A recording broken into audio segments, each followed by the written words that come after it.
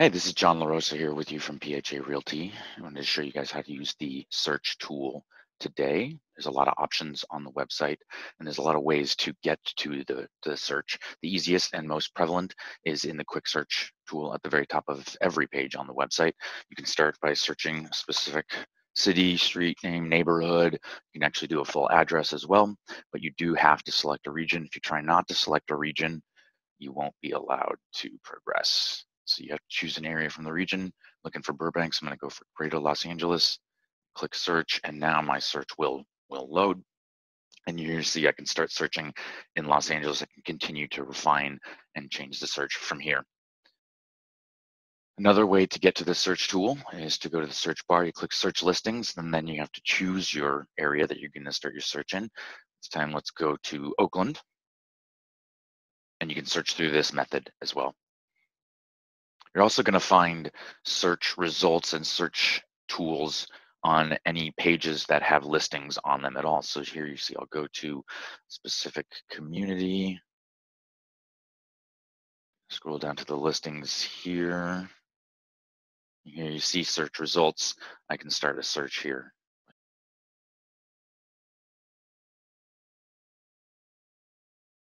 Whenever you start a search, you're always going to need to make sure that you select the region of the state that you're searching in. There will be more as time goes on.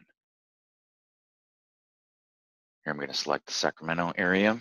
Once you're on the search page, you can refine your search results using either the refine search button here, and the filter page pops up, or if you click the filter button here at any point in time, the search filters will show up as well. Here you can see that we are currently searching in the Sacramento and Sierra Foothills real estate region, and that we have a total of 10,233 listings available. That's way too many. So let's go ahead and thin those search results out. Let's go to condo.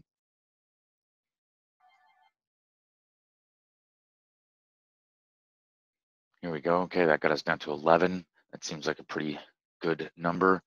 I'm going to go ahead and click update results. It's going to return me to the search results and update them as well. Whenever you're looking at search results, you'll either see the results in a map or you won't see the map. Turn the map on or off using the map button.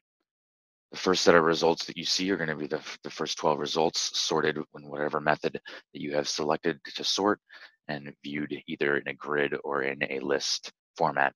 At any time, you can see the filters that you currently have applied, the type of property that you're searching for, and the parameters that you have set for those. And then you can go ahead and remove any of those filters easily by just clicking on that. You see the search results will change. So we've got this many results here. Let's say we wanted to really highlight our search in a specific area. We'd go ahead and open up the map, and on the map, you'll see displayed the location of all of the listings that you currently see on the current page of results.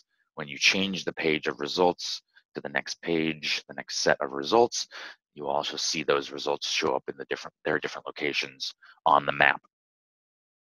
Let's say I want to be really specific, so I'm going to go ahead and search using the map.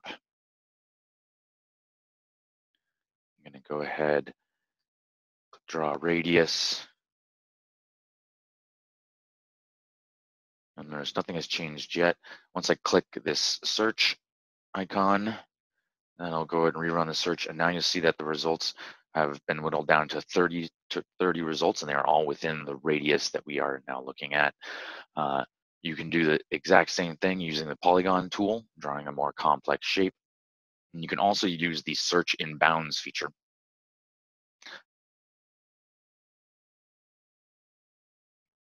And here what I'm going to do is I'm going to go ahead and turn on search in bounds, and I'm going to run the search button. And now the boundaries of the current map view are what will be used to set any search. So if I zoom in significantly, very specific area, click search, you see that I get 13 search results, and they're all within that very specific map boundary that I have set in here. All 13 of the results exist within this map region, and I want to expand that more. I can zoom out a little bit, rerun the search, and now you see I have an additional 23 properties found. Lastly, you can save your search at any point in time. Once you have reduced the total number of properties found to a low enough number, go ahead and save the search to your settings, and then you can receive monthly, weekly, or daily updates when new listings are posted.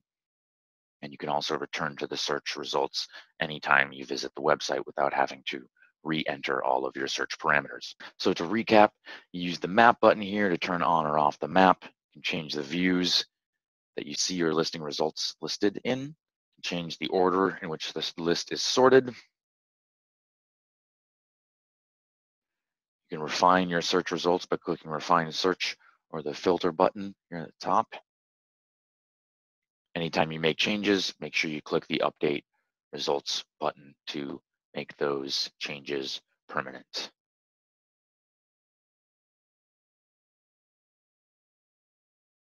Anytime you're working in the map view, make sure to use the search button here to rerun the search anytime changes are made. Thanks. And if you have any more detailed questions about utilizing our search, or you want to look for search help on tablets or mobile devices, take a look at our video tutorials section for more help.